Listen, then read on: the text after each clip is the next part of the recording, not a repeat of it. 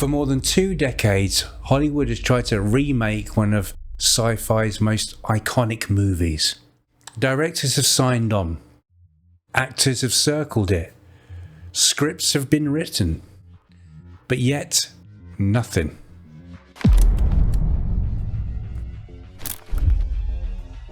In 1988, Japan released one of the most ambitious animated films ever made.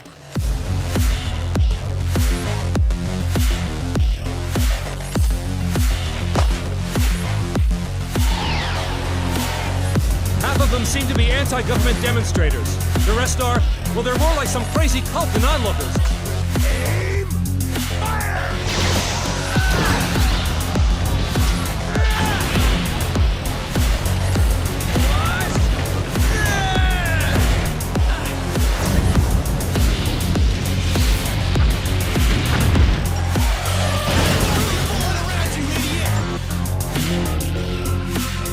One of the most expensive films. Visually, it was ahead of its time, and it permanently rewrote how we see science fiction. We had exploding motorcycles, psychic children,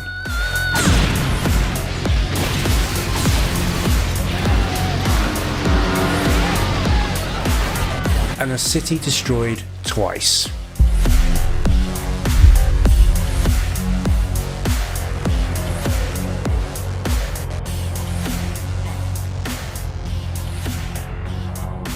And a warning about power which still feels uncomfortably relevant today.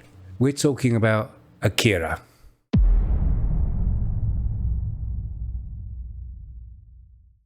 Before we understand how this remake keeps collapsing, we need to understand what Akira was. Akira was released in 1988.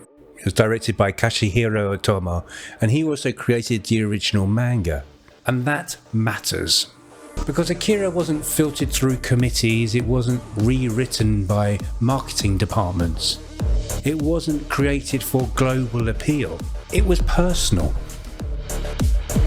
Neo Tokyo was rebuilt after a psychic explosion erased the original city. An event the government explains but never fully clarifies. The film follows biker gangs, corrupt politicians, military experiments, children with psychic powers that they can't control. But maybe we weren't meant to meddle with that ultimate power. You mean the power of a god?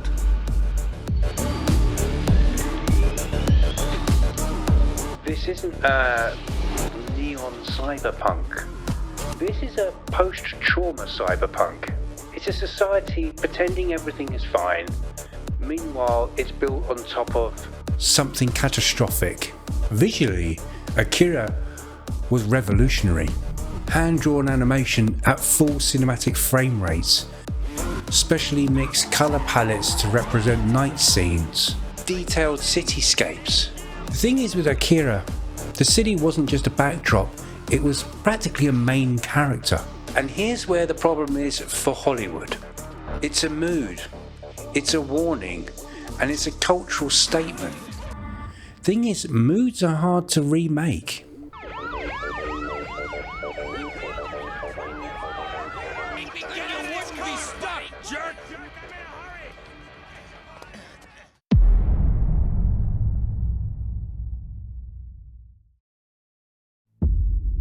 From a studio's perspective, Akira is gold.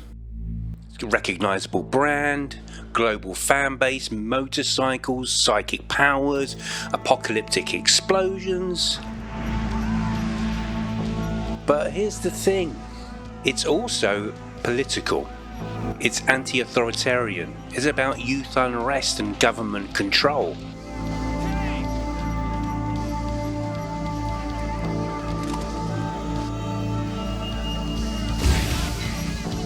That's volatile. And volatility makes Hollywood executives nervous. Now here's where it gets interesting. Because Cyberpunk can work on film. We have a great example of this. Blade Runner. It didn't over-explain things. It didn't rush. It trusted the atmosphere. Cyberpunk works best when the city feels bigger than the characters in it.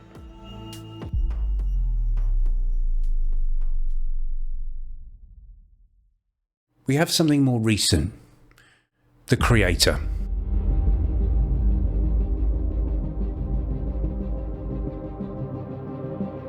So no matter what you think about the plot of The Creator, one thing is undeniable, and that movie looked incredible.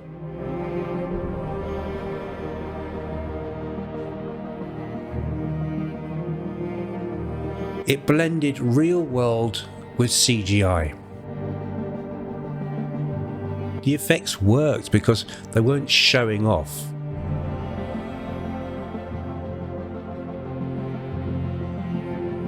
The future felt functional, used, normal.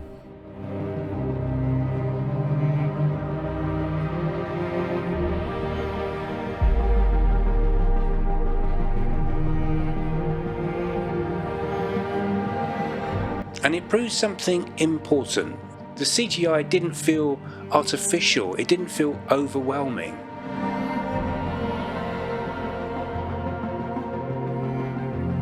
So the technology exists, the filmmaking tools exists, and the fan base exists. Cyberpunk demands restraint, and Akira demands trust. So the problem is whether Hollywood would do it right. Maybe the real question is, can we trust Hollywood?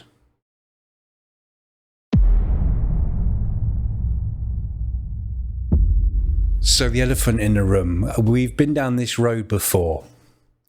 Ghost in the Shell.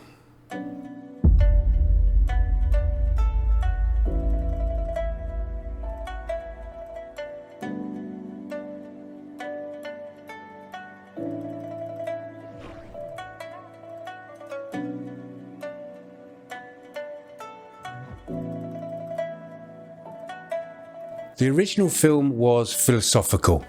It was deeply tied into Japanese culture. When the animated version premiered, it stood out for its mature tone and depth. It didn't centre on spectacle. It centred on questions like what defines a soul? What makes someone human? How much of our identity is just code? Its quiet pacing and grounded world building helped it become a cult classic worldwide.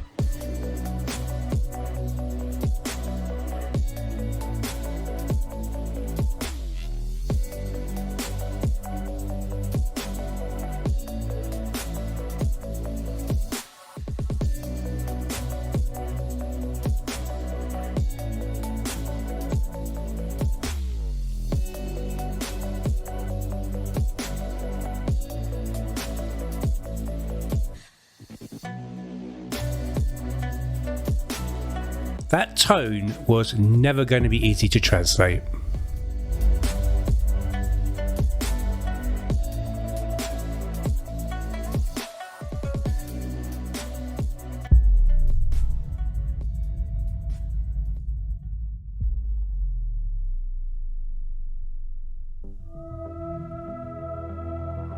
The live action version, it over-explained everything. It softened the themes. The casting controversy was a headline before the film was even released, and in my opinion, that hurt the film more than anything. But the character should have been played by a Japanese actress. It simply should have been.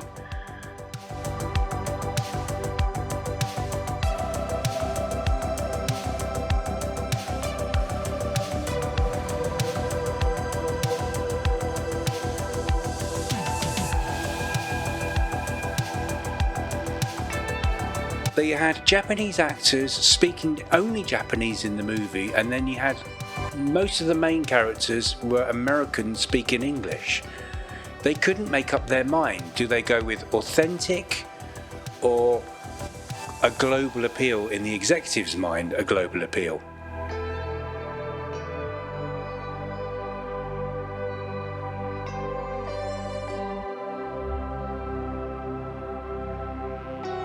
It didn't trust the source material.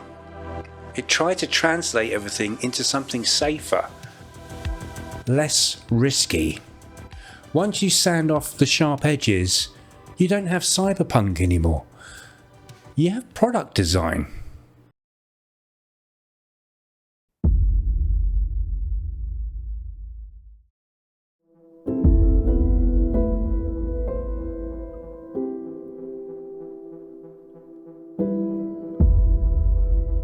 Every Akira remake hits the same wall. Do you keep it Neo Tokyo? If you change it, you lose cultural context. If you keep it, you commit to authenticity. Do you keep the political anger, or do you tone it down for more mass appeal? Do you embrace the body horror, the surreal ending, the chaos?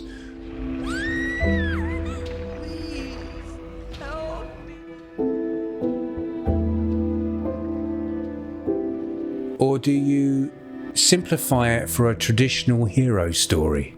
Every compromise pulls it away from what made it powerful. Eventually it stops becoming Akira and it becomes some generic, watered down sci-fi movie. And that's not enough.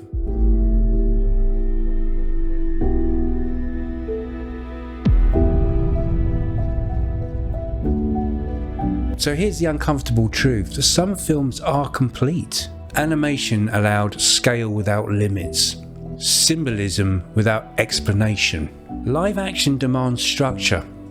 Akira is about things falling apart, and Hollywood's instinct is to fix things. More backstory, more exposition, more clarity.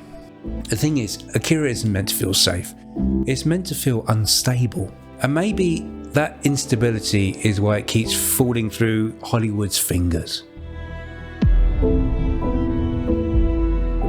So is Akira cursed, or is it simply unadaptable? Maybe the real reason isn't budget or casting or scheduling conflicts. Maybe it's this: if they change it, the fans revolt. If they don't change it, the executives panic. And somewhere between art and commerce, Akira waits, unmade, unadapted and untouched. But hey, it's just a film. Until you look closer.